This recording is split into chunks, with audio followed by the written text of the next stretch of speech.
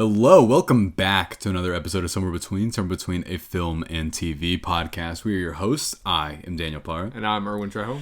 And number one, thank you so much for listening and watching. Number two, what are they going to do? Take a poop. Okay. And number two. Oh, yeah. And then do what? Like, comment, and subscribe. Please do, and work on your digestive stuff if you need to. Eat lots of fiber. Kombucha helps as well for the special occasions. So...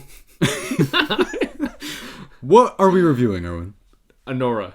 It's award season, guys. It's our first time ever covering, like... It's award season? Yeah, award season? Like, Oscar stuff, right? So, everything we review has full spoilers, no matter what it is. And I do think that this movie has, like, some thematic stuff to get into and talk about that we'll fully get into. But before we talk about what this movie's about, I gotta ask Erwin a question. Did you love it? Did you hate it? Or are you somewhere between? I loved it. Yeah, I loved this movie a lot as well. I was kind of floored by it. I was complaining. You sitting on a chair? Right at the moment, yeah. No, I was floored, like Project, by it. And again, everything. Tangerine. We'll unravel this just like you would a tangerine, right? So, okay, not bad. What'd you like about this so much? The movie itself? The movie itself, and what was it started about? and it ended. What was Anora about, and what did you love about it? So Nora is about a stripper. And sex worker, both of those things. Okay. A sex worker. I guess she was. Both, right? Oh, yeah. She was both. Yeah. Okay. So it's about the stripper, I would just say, because I think that was like her main profession. Yeah. And meets this guy at the strip club, and she basically develops feelings for this guy, I would say, and the guy develops feelings for her, and their relationship just skyrockets into marriage in the span of like a month, like less than a month. The way the story was told, I assumed it was a few weeks, gathering on maybe a month, because they said at least 2 weeks. Yeah. For one aspect, but I'm pretty sure it was like a month. Yeah, because the passage of time here isn't fully clarified, but you know that it's short, essentially. And then eventually, I guess, knowing that the guy's rich and the family is famous and rich. Right. I'm guessing the family of the guy didn't like the fact that he married a prostitute. Right. Or a stripper or whatever it may be. And so... yeah, basically it was mostly that. And just the guy running away from his problems. And then it essentially leads to... a Tom and Jerry. Yeah. It gets... I don't want to call it cartoony. It gets sort of like... I read the description, it says screwball comedy, and I thought in the middle of it that it felt like a movie that could have existed in the 80s as well. Yes. That's kind of like the vibe I was getting from it. Yeah, there were many shots, though, in this movie where it just felt cartoonish. Yeah. That's because, well, a prime example would be for me probably the one where kind of like that where they're in the candy shop and and then right after there's this scene where I think it's funny because it shows all the characters in different moods, and this one, he's one of my favorite actors in the movie. I'll look him up in a second, but his name was Igor in the movie, and it's just him like tossing this bat over and over while these other characters are like going through it, and then he's just like so quiet throughout the majority of it. That's true. But outside of that, I do want to talk about the standout thing here, probably going to be at the top of your Oscar actress predictions, I'd have to assume, is Mikey Madison. Yes. What did you think of her in this? She did a great job. I mean, from all the movies and I guess shows that she's been into, she's done a lot of minor things.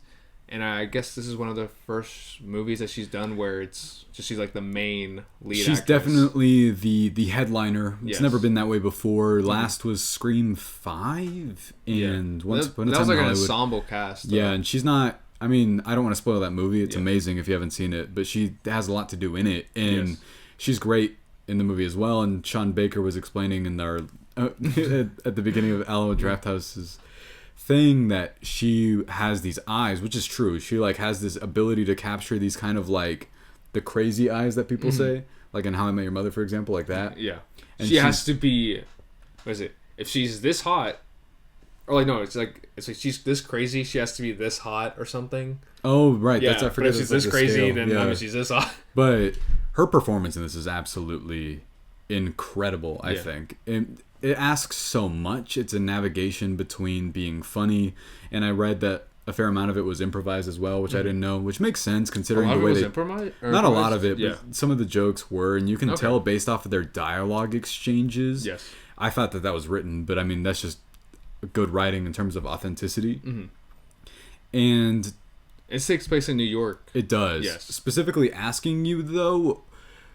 Because this is a hard character to pull off, right? There are certain things about her that could be considered...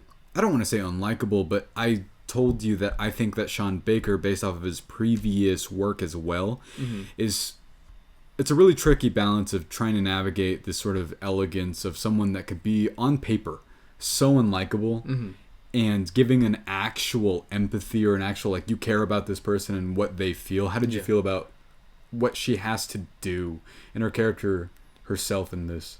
I mean, I think she did a great job just showcasing a lot of range for her character, because her character goes through a lot in the span of a month. Yeah. And whether or not, like, you yourself feel that she, deserved it or not, she did a great job just portraying a character who would feel those emotions throughout.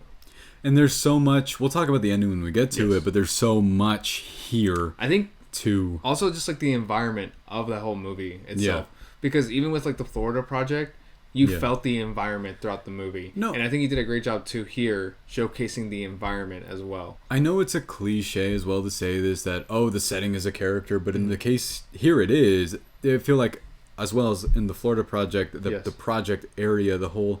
Disney World thing, that they're so close yet so far away from what this girl's perception of paradise or like the place to be is, like the most magical place in the world. And here it's kind of a similar chasing a fantasy. Yeah. And we as an audience, I think it's interesting seeing a main character that we're similar in age to, because we as people know that we the people know that. At least, because they said she's, 23? In the movie? Yes. Yeah. He says this thing that kind of lets you in on this character's mindset early on, where he says, you act like you're 25. And she kind of looks at him sort of funny, like, what does that actually mean to you? That everybody at this stage in life is sort of different maturity levels. Sometimes we talk to people and it's like, this person's perception of reality is totally different. This person has to be 21 and they're like 32. Yeah. And it's like, grow up. So, like, if we talk about Mikey Madison's performance in this, I'm going to ask you what you think of this character. Is also tricky, but I'm going to look up the actor's name while you explain to me Vanya. And who's Vanya? Ivan. Oh, Ivan. And tell me Ivan's character? Yeah. So, I guess because we also talked about it too, where Ivan plays this character where it's false confidence. And utilizing a lot of his own environment to showcase, like, look, this is my life. This is how much fun I would have, and that involves partying, drugs, a lot of other sex stuff as well. Yeah, and just utilizing that as his, bread and butter of showcasing, like, this is who I am. This is how I want to live my life. Yeah, this is how his life is, and eventually, like, that takes a, I would say a toll on, like, not just him, but also on her as well. I think a lot of his actions are, obviously so selfish, and they're like, some husband you have, he just abandoned you, and then whenever they get to that aspect too. Yeah, no, there are these things in this movie that it's asking you to. I don't know necessarily if it's not that we can relate. It's not anything like that, but it's asking you, like Roger Ebert used to call things or movies empathy machines, for you to fully understand and get on these people's sides to depict their stories as well. It's why I said that Sean Baker also has this eye for authenticity, where he cast actual Russian people in this, and actual Armenian people, and people probably from New York, and like random TikTok stars as well. Yeah, probably to add that genuine sense of New York. Because so often, I'm going to shit talk Friends for a second, but so often you see... Guys, I love Friends. The only reason I'm bringing that up is I saw it playing at the gym this morning, and then I was like, I forget that the show? Yeah, they depict New York so inauthentically in that. I wouldn't know. I've never been to New York, so... I have only a few times, but I'm not the authority on, on New York. You don't wear construction boots? Oh, Tim's? I know someone that does, but no, not me. Yeah. And... there's just a genuine with the dialogue, how they all overlap talking to each other, this rapid fire.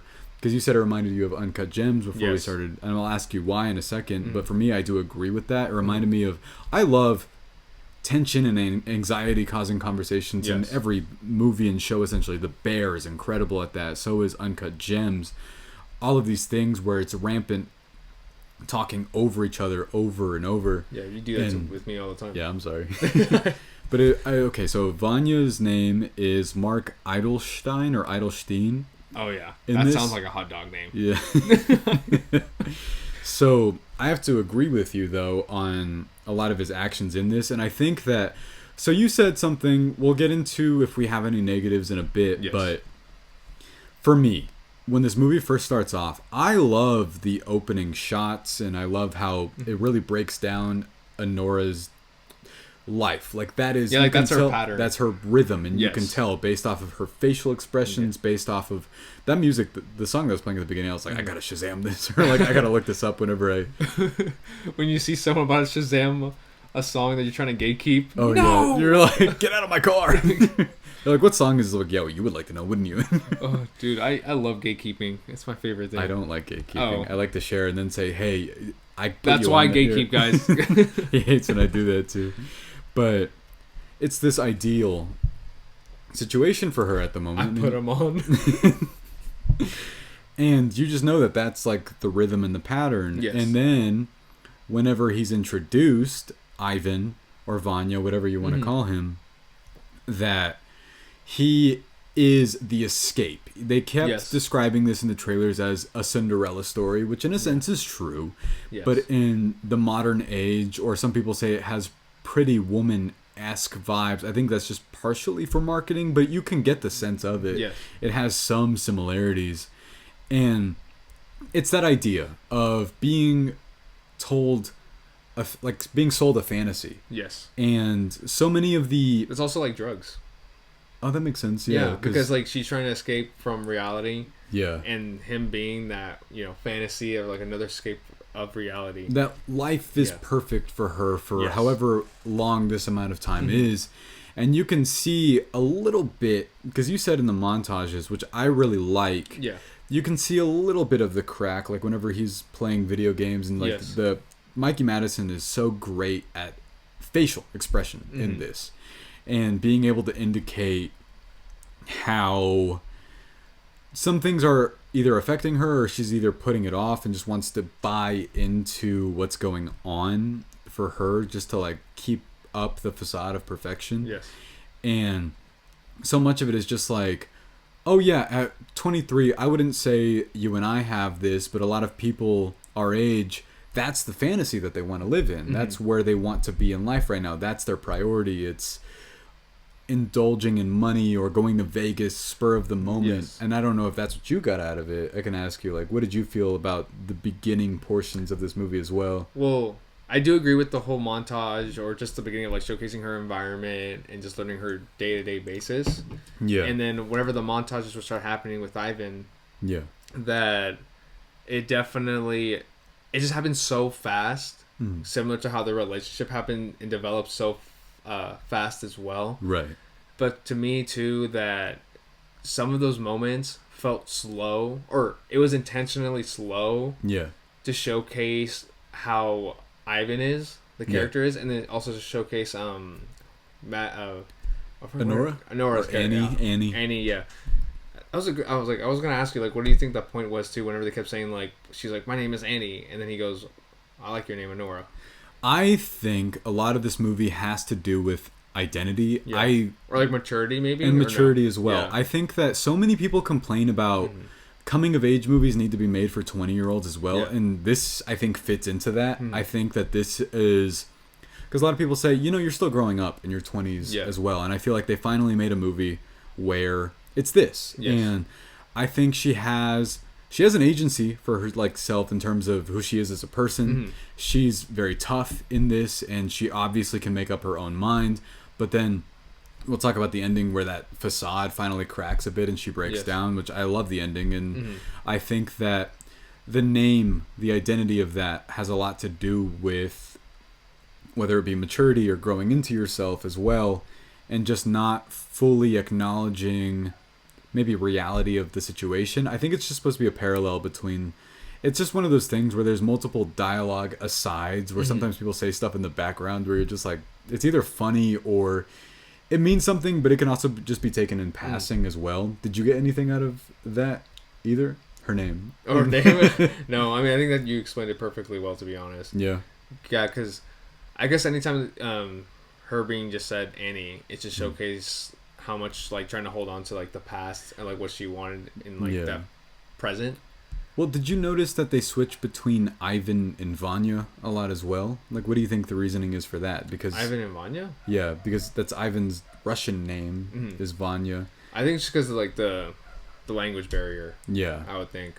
Well, I also think it ends up leading into how he keeps saying, "Oh, your Russian's so good," and then the mom at the end says that thing about like your Russian is embarrassing. I mean, to be fair, I don't know. I don't know. Like, but anytime she spoke it, I was like, I mean, sounds fine to me. Sounds Russian to me. Yeah.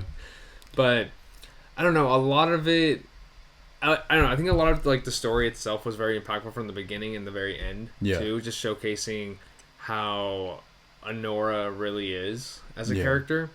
And mostly in the middle is where I had a lot of fun with the movie, with the whole montage. Or that's not montage, but just them trying to find Ivan after realizing. I agree with you in the sense that, do you feel this movie doesn't have, it felt like very split into two. Yes. And the first half is the illusion, it's the allure, it's the getting married, it's the getting to know. I think, but that part for me felt weaker than the other two. Or like the other part. The other half? The other half of the movie. Just because it happened so fast and I just didn't... To me, I didn't really buy their relationship as much. Yeah, the way that they kept portraying it. And just I couldn't buy into it. And to me, it was so hard for me to sense any type of like human like connection that Anora had with Ivan. It just felt so... I think because she just looked so enamored with like the life that was shown. Yeah. Like the fantasy itself. More so than her being enamored with Ivan, that I didn't get that connection. Here's where I'm going to argue with you a little bit. I think you're supposed to feel that way. I think this movie's about maturing, like I said, in your 20s. I think it's also about mistaking your priorities and what you think a person is actually like and what they're putting themselves out to be. It's one of those things where, and there's a line I found devastating whenever I thought about it, not when it was said, but whenever I was leaving the theater and I was driving home and coming here, it was this line where I kept thinking about it. It's in the third act where he says, "Thank you for my last time in America." And it was just one of those things where I was like, that guy is such a dick. Asshole. Yeah. And because that was her entire life. And he sold this fantasy of this is going to be what your life is for the rest of it. Because I mean, I'm not going to say that this character is as immature as Ivan is the entire time, because that's just not true. No, not at all. I'm going to say that she did buy into a fantasy that was sold to her, but that's not the character's fault. It's just that we as the audience know that won't last forever. It can't. And especially whenever the character finally starts acting the way that we know those people to be. Yeah, well, especially since he didn't really know what he was doing for a job, and she would ask questions like, "So what do you do?" And he's like, "Nothing." And nothing. Yeah. It's like, "Oh, my dad owns money." Owns money, but like, I own bank. I own cash. But no, I'm not going to say that I disagree with your reading on that, because you can. No, but there's go for it. No, there's things I agree with you on. It's just that's what I was trying to tell you before we started. I was like, let me just talk. Like, let me just say that I think that she likes him, but she mistakes what she likes about him. And okay, yeah, I get that. Yeah. I think it's just before he gets caught, before he gets caught, and like parents are coming by, and then he freaks out and runs away. Yeah. No, did you like so going into the middle portion, I gotta say, I gotta address these guys, because there's a few of the best people in the movie. Yes. It's these, like, people call them goons, and I know that means something else now, but... Dude, that's so funny. I forgot. Okay, continue. And goons. But they're incredible. I think that they bring a real liveliness to this movie whenever they're finally introduced, because they're really likable, but they're also bumbling. And I think one of my favorite things, though, in any type of movie is when they casually drop certain lines that add so much depth to these other like side characters. Because my favorite line is like, "It's sometimes it feels like you like Ivan more than your own brother." Dude, and that's just in the background, yeah. And I'm like, that's so funny. Yeah. Because his brother's literally struggling. He possibly had a concussion after Anora like kicked him in the face. We used to argue a lot about a throw-up joke being funny. And in this one, there's one I busted out laughing so hard because he keeps saying, I have a concussion, I need to go to the hospital. And then when it finally happens, they're like, of course, you guys just ignored him the entire movie. It was so funny, I can't. There's a line reading in this movie. Yeah. I laughed so hard because it's barely audible, but it's when that guy ditches his baptism and he goes, he reads his phone, he goes, no. He leaves halfway through. Yeah. It's like this movie can navigate tone really well. Mm-hmm. It can be so serious and then it can be really, really funny. Yeah. And then it can go back to being really serious. Mm-hmm. And I want to ask you, like, out of those guys, do you remember anything, like, did you have a favorite thing about them as well? Because your favorite part was the middle portion, right? Yes. So I would say my favorite part was, I guess, the I don't know if like the bodyguard that has been watching over Ivan since he was 6 years old. That guy. Yeah. My favorite part was whenever he would just go up to everyone and just showcase like a photo. Showing this douchey photo of this guy because if he's like, "Do you know him? Have you seen him? Have you seen Ivan over and over?" And then whenever he's at the restaurant, that was my favorite part. It's like, "You guys don't work. You have no work, like no work ethics. No, all you guys have is Instagram and TikTok." Oh, and then he says, "All you guys care about is just getting a cool pair of shoes." And I was like, that was my favorite scene. No, that's why I know that. I don't know who Sean Baker hangs around, but I just know that like he definitely pays attention to different people in different walks of life. Yeah. Because everyone feels like, not that they don't like each other, but you know in the middle that they all have to put up with each other. Yes. And they feel really tangible. Like, I don't know if this is a situation that could happen necessarily. You when somebody said in the background, they said, this sounds like a tabloid story. It's like, it does. Yeah. Like, genuinely, some Russian boy in protest in America gets mad at his dad and then goes and marries someone that's a sex worker. And there's a recurring bit with that where they keep calling her like either a hooker or a prostitute, and she gets offended every time. Yes. And it actually kind of puts you into the perspective of, because, you know, she shouts a lot. And, but there's a moment where somebody calls her that, and she like, you can tell that it genuinely affects her, which I was really interesting, because I'm going to ask you, how did it remind you of Uncut Gems? It reminded me of Uncut Gems because of tension. Yeah. And it just built up tension and not knowing where it was going to go next. Because genuinely, every time a line was said from these actors, and like from Anora as well, it just felt very authentic. I think it's some of the best written dialogue I've like seen in a really long time. It's been and I think that's just like how they continue on with just not knowing, and like I guess like just not knowing what was gonna happen next, thinking like, well, nothing could get worse after this. Yeah. Right? And you just think like, okay, Anora's just gonna be fine, just getting her cut and leave, and that's it. Yeah. But even when she does get her cut, it's just not what she expected nor what she wanted. It's because I don't know if we have different readings of the ending, which I like to save after our cons, and then we get into what we think that all means. But I think that the whole middle ideal, you end up spending so much time with these people that know this character already, so you end up actually getting to know Ivan really when he's gone, which I think is a really smart creative choice. Yes. And you said you wanted to bring up that it was shot in New York, and I want to address that as well. It looks amazing. They're really able to capture these environments so well. New York has always been this like kind of dusty, grungy place, but there's also kind of an allure about it. I don't know if did you like how this movie looked as well? Yeah. Yeah. And I mean, we only know that it was shot on 35 millimeter because they told us. Yeah, Sean Baker was like, this is shot on film. I mean, it does look like it. It's always that kind of grain adds a little bit of extra depth. There's something I want to say about the mansion that I noticed, as well as her living environments at the beginning, is you can tell that, I mean, it's supposed to be a visual exchange of ideas, right? Where you know that the environment she's living in is not the best. We don't know who those people are that she lives with either. I think it was one of her. I think it's her sister. They imply something like that, right? And yeah. they said that she'll probably steal you from him, but I thought she said that she was in Miami or something. But no, that's just parents. her parents, right? Yeah. And or her mom, or just her mom, because she said her man, which is like another clever detail, by the way, that the dad's out of the picture without actually ever saying anything. Yes. I just think it's just one of those things where, like you said, so many different background details can be said, and you can piece together these people's lives through just things that are said or actions that they do.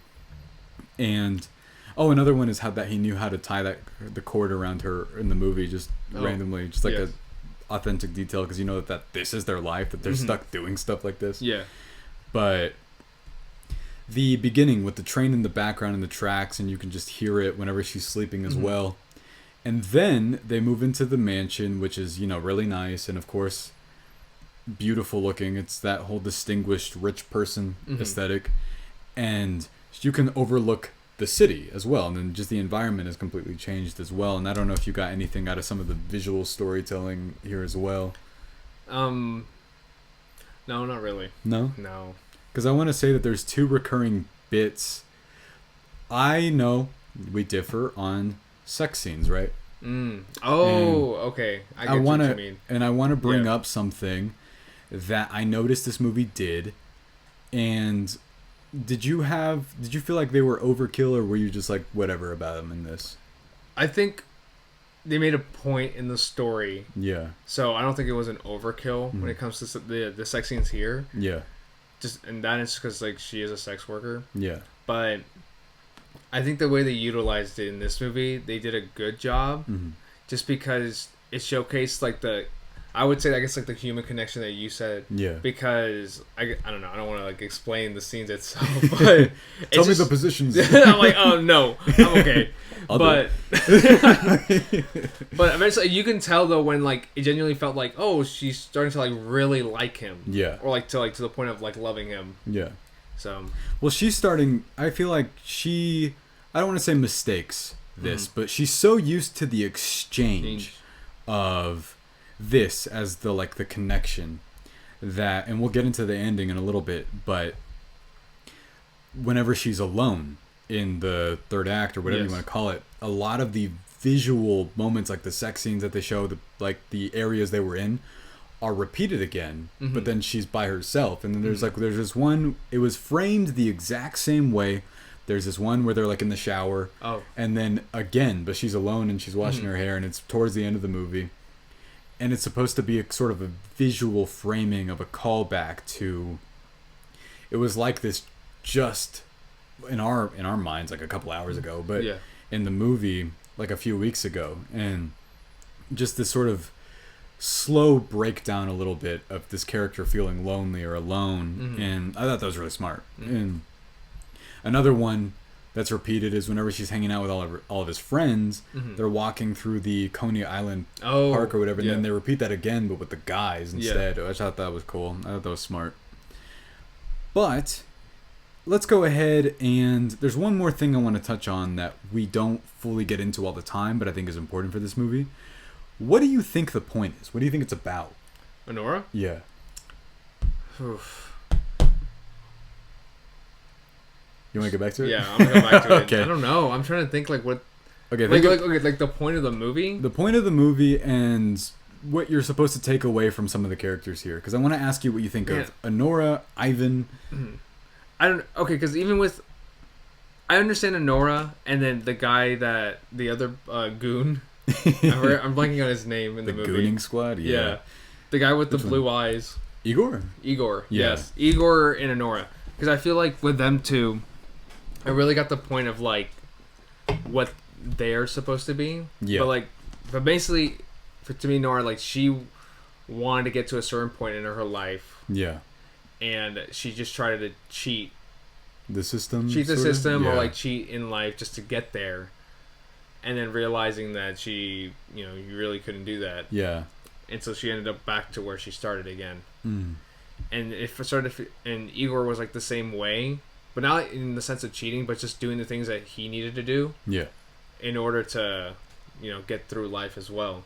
Right. And because like they casually mentioned things about Igor as well, but he never crossed a certain line that would be so like that would be detrimental to his character, right? In his way, like character not as in like the actor that he's playing as, but the character as in just himself, like how he presents himself in the movie. Yes, and a lot of this, I agree with you. I think that the entire point of Anora is to, and honestly for Ivan as well, but they're not two sides of the same coin. No, one has a lot more maturing to do than the other. But because because even Igor was like, or like Anora was like, why do you like not like straight up asking him why do you do these things? Yeah, but just trying to implement things like, well, you learned how to do this, you do this to me, and else and that, and then he goes, well. Like, I live with my great-grandma. No, that's another one where she's like, how do you even live there? And he's like, I mean, that's just my... like, and I thought that was, again, very dialogue-based storytelling. Yes. It's so smart. Because nobody's ever asking, what do you... I mean, she asks Ivan, but no one's ever asking, like, why do you do this? Or anything like that. It's just people living their lives, and they're stuck in this circumstance for however long they're stuck in there. And... I want to say that I do think that this is, again, about human connection. It's about trying to empathize with people that are stuck in a situation that they may be in. See it. I do see it as a Cinderella story. Yeah. But I don't see it with, like, Ivan. Just more so with Anora when it comes to, like, the fantasy life that she wants. Yeah. Because that's why when I saw the ring at the end, I thought it would symbolize the fantasy life of her, not Ivan. I'm going to ask you what the ending you think meant in a second, but before we do that, let's go ahead. Do you have any negatives? Yeah, your opinion. My opinion. I think you love this too. What? Oh, yeah, my bad. I guess my opinion was maybe just the fact that the first half of the movie was kind of weak for me. Yeah. Just because I wish the relationship itself was a lot stronger, or at least to me, like it showcased it a lot stronger, so in that way, whatever happens like throughout the second half, I had something for me to carry on with. Yeah. And I think that's it. And it's funny because I agree with you, and then in the sense, and mine's a positive though. Oh. Because I think that relationship is intentionally like that. Yeah. And I bought into the idea that we're being sold a fantasy as well, and we already know as the audience it's not going to be perfect. Yeah. And I guess I wanted to see like, oh, maybe if it was. Like maybe it's going to be. I think like the little hint or like that push. But I mean, it's just the way the director because it's so much of like the partying and stuff, and we've seen movies where they tell the tales of excess, and we're just like, we know that people that prioritize that in their lives, it eventually hits everyone that it's like not gonna be like that forever. Yeah. And people, it's funny because I think we got to see this at the perfect point in our lives because we know people that think like that. Yeah, they still do. Yeah. Yeah. And that like that's going to be at the end of the day the perfect lifestyle. Yeah. That you're going to live life partying all the time, and that you're going to be out with your friends, or you're going to be able to go to Vegas last second. Yeah. And so that was just a strength for me because I was like, I get it. I get the point that they're making, that there's an artificiality in the relationship that he's selling her. Mm-hmm. And it's why I found the third act kind of heartbreaking, actually, because that's when reality sets in. Mm-hmm. So... especially like when she like is hooking up with Igor. Yeah, so let's go ahead and let's talk about the ending really quick. Yes. It ends very interestingly. It ends very impactful. Very sad, I think. Yeah. What did you get out of it? What do you think it meant? I mean, I think it's just at that moment where she genuinely started to feel everything that's been happening the past couple of like weeks or months or two with Ivan. Mm-hmm. And just let everything out, and like just finally beginning to feel what an actual relationship is. Yeah. Because everything with Igor, and I think a lot of it had to do with like body language in this movie too. Yeah. Especially at the very end. No, you can because the way that Igor was trying to pull her in, and she didn't want to. Yeah. It's just so much about where she is in life that she can't. It's hard for her to let anybody in. Just because the dialogue's really clever here, right? She spends so much of the movie being like witty and coming like she has a remark for everything that everyone says to her. And I took the ending as she thinks that like he gives the ring, and by the way, I had to look up how much 4 carats was. I got a range of answers, but How much was it? So many different things, but I'm just gonna assume that I'm gonna go with like the 35 to 60,000 thing that I saw, because I was like, I don't know how much a 4-carat ring costs. I don't see any carats there. Yeah, and then they kept saying 10,000. I was like, that dude has been blowing so much money. You could give that girl so much more. Yeah. I think that's why somebody to our left laughed whenever they said that. Yeah. Because of the point they kept on making about that. Yeah. And I think she's so used to exchange of service in her life that that's like the one way she felt like she wanted to reach back out. And then Igor, I think, genuinely liked her, not even in the sense of like, you know, wanting a relationship, but liked her as a person, because there's so much body language where you see him like smirking off to the side, or he even tries to come to her defense at one point where he was like, you should apologize to her. And people just like blow him off. And at the end of that, it's whenever she finally breaks down and he's trying to get her to kiss him, and that movie ends right there. Yeah. And that's like the impact of everything is so delayed for her. And it kind of makes you feel that way as well. Like I felt like once the movie was over, so much of it was so funny for so long, and then it really, really, like the circumstances that she's put in at the end of it hits you there and then leaves you like that when it's over, I think. Yeah. But overall, I think it just reminded me, this whole movie just felt like a drug. Yeah. You know, you get hooked onto something real fast, and then the moment you actually let it go and like stop doing it, it just hits you out of nowhere. The like, reality it just stopped. Hits you. Yeah. And it wants to be fun for a long time, and it is. It really is. A lot of funny moments. That's what. Yeah. I did not expect that. They kept in the trailer. They sold it as a dramedy. I think it is. Yeah. Well, I say a little bit. Yeah. Yeah, but the tagline keeps on saying a love story from Sean Baker. See, and I didn't really. I got that maybe with a very little. Yeah. In the very beginning of the movie, of like a love story, I can see the Cinderella aspect. I think very, very little, like the glass slipper, in a way with the ring. That makes sense. I could see that happening, but like the reverse. I do think that marketing's on purpose, though. I think that's intentionally supposed to be like, hey, wait a second. That's not it. But overall, Erwin, what'd you think? I loved it. Yeah, I loved it too. What is your score? 4.5 out of 5.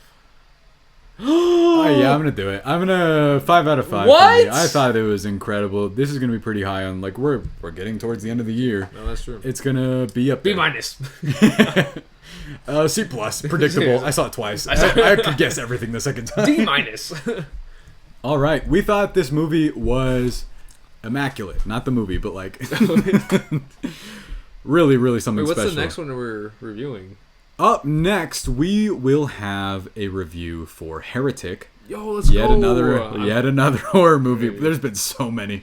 Dude, that's insane. But like, they've all been fucking amazing. That's awesome. I cannot complain. Honestly, I still think Late Night with the Devil will probably be favorite. It's still up there really high. I'm gonna watch it one more time, but I don't know if it's because I'm partial to, like, I don't know what to say. There's been a lot of great horror movies. I thought Terrifier was awesome, by the way, but like so many different things. Yeah. But what are they gonna do? They're gonna like, comment, and subscribe. Please do. We're gonna have a review for that, and then we'll have a couple of TV shows. What are they? We gotta finish them. Just keep an eye out for that, and we'll keep you along.